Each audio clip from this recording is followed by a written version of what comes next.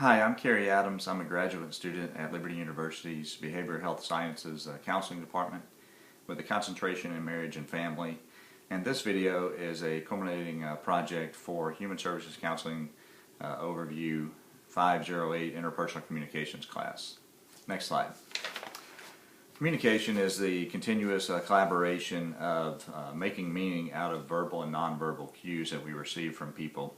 And these cues have 6 features, which are meaning, choice, identity, conversation, nexting, and culture. Next slide. When we think of interpersonal communications, we probably think of conversations that happen between spouses or close friends or close family members.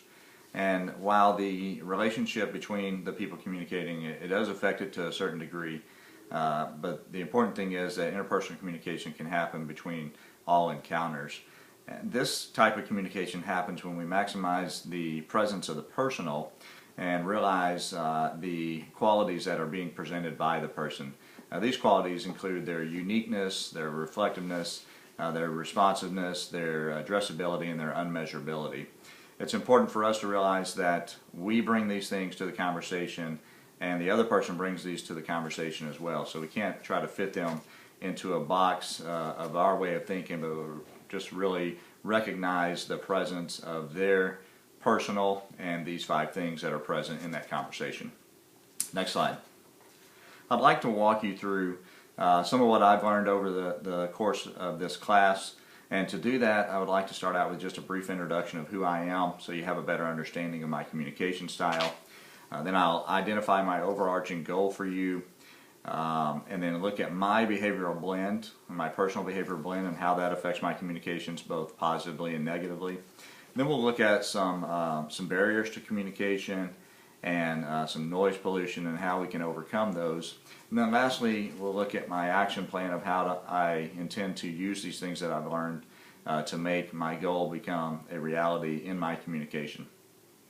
Marston said our goals minus our fears equals our realities, and that's what I'm hoping to do with what I've learned here is make my goal of a better communicator become the reality for me in the future. Next slide. This is me. I'm 41 years old. I'm live in Lawton, Oklahoma. I'm married. My wife and I have been married for over 20 years. We have 4 children, ages 19, 16, 12, and 9. I recently retired from the Army after 22 years of service. I have a bachelor's degree in organizational management. I was raised in a Christian home but did not become a Christian myself till a little bit over 10 years ago. And I'm currently a member and active at Lighthouse Baptist Church here in Lawton, Oklahoma, where I direct the music. I teach a Bible class geared toward couples, and I'm also involved in some of the outreach ministries that we have at our church there. Next slide. My overarching goal of communication is to become a level 1 listener through empathetic listening, recognizing other people's need to be heard, just like I need to be heard at times. Other people need to be heard as well. Another goal that I have is to stop solving people's problems and allow them to solve their own problems, and then generally just become a person around whom good things happen. Next slide. Enlarging the conversation means to understand or respond in a way that is from a perspective bigger than ourselves. And so as I intend to use what I've learned here and then my degree in the future in a ministry setting, that's what I intend to do when I communicate with people, dialogue with them from a perspective that's larger than myself. And of course that perspective would be the perspective of God's sovereign plan for their life and what He has for them, which would result in a positive outcome for that person. Stewart says in one of our texts that there's a direct link between the quality of one's communication and the quality of one's life. And so I believe by improving our communications, we can improve our own quality of life and help improve the quality of life of others. Next slide. Behavioral blend is a combination of trait factors that we possess, and they're measured on a 4 temperament model of human behavior. They are D, I, S, and C. D, very briefly, is an active task-oriented person. I is an active people-oriented person. S is a passive people-oriented person, and then C is a passive task-oriented person. Next slide. At the beginning of the class, we took an assessment to discover our own personal behavioral blend, and this 4-quadrant module shows us a little bit about ourselves and how that affects our communications. The one that we took was an online assessment, which was designed by Dr. Mel's Carbonell, where he combined personality and faith-based profile. Next slide. This is the first graph that it gave me from my assessment. This is the "This is me" graph, and this shows that I'm high in D and high in C. High in D is a very direct person that likes challenge and control, and then a C person is a person that likes to perform tasks very specifically and correctly.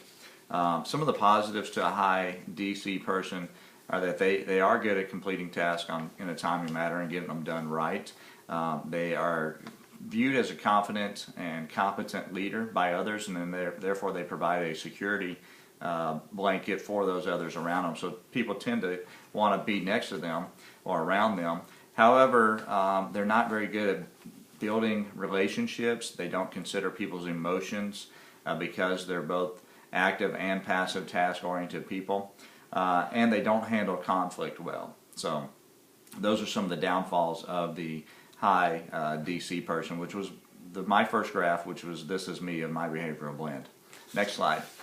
The next one was showed us what is expected of us, and this was geared off of what we view or what we believe people expect us to be.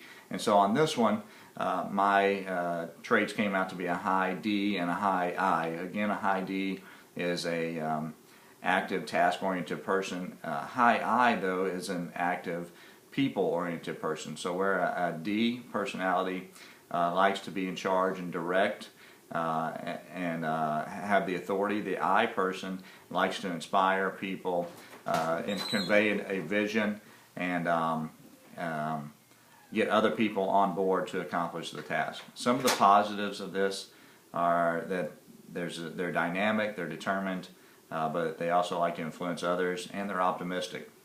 Some of the negatives are that they lack compassion and they're inconsiderate of other people's feelings in their encounters with them. Next slide. Some of the barriers of communications, they exist when we hear what we want to hear and not exactly what is being said. And these could be anything from biases, emotions, different styles of listening, such as interrupting or fake listening. And then external barriers or semantic barriers where people say one thing, but because of how we've been taught the vernacular of the word, we hear something else. Our emotions come into play when we get so emotional that they swell up in us, they constrict our heart and our brain and flatten our brain so that we cannot think rationally or logically about a situation. And this is what Peterson calls the flat brain syndrome. Next slide. Here's a quote I found about emotions. It says, when we ignore the emotions behind someone's words, we make a choice not to see one another. And this is true. If we don't see the emotions, we either don't see the person or we fail to hear the message correctly that they're trying to give us. Next slide. Noise pollution comes in both internal and external.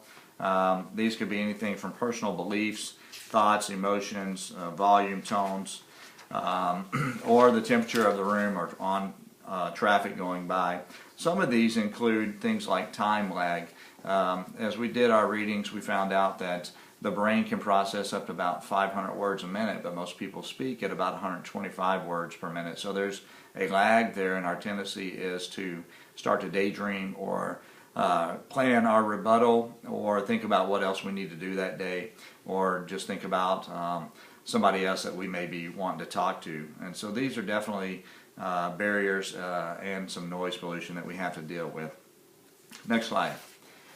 In order to improve our skills, we need to realize people need to be heard just like we need to be heard. Others need to be heard as well. We have to be mindful listeners in the moment, paying attention to exactly what they're saying, also paying attention to their nonverbals.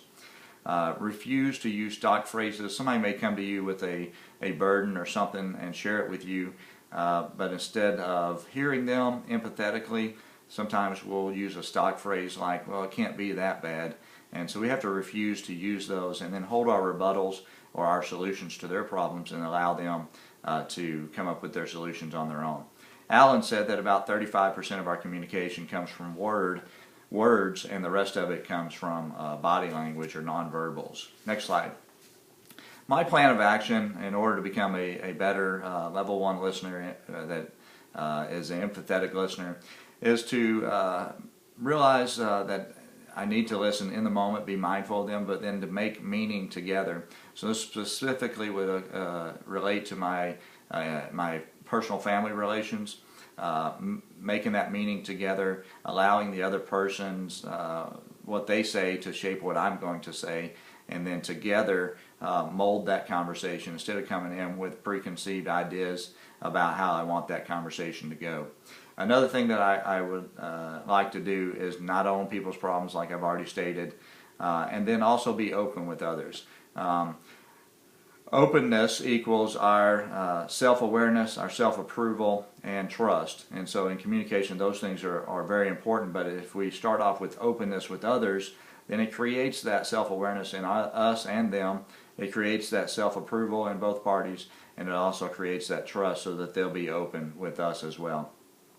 The analogy that was given in our text was that of a potter's wheel, where two people sit down at it. One potter molds something, and then the other potter takes what he molded or she molded and then makes something from that, instead of two potters sitting down at the same wheel and trying to form or shape their own design. And so that's what I would like to do with conversations in order to become a better level 1 listener and a better communicator. Another analogy that we saw was this idea of inhaling and exhaling, to where we must inhale, we must receive from the other speaker before they're at a position where they can receive us or hear us, and so then that allows us to exhale. Next slide is my references. If you needed to look up any information, I hope you got something out of this brief discussion over what we've gone over. It was hard to get it all into 10 minutes, but hopefully you got something out of it. Thank you and God bless.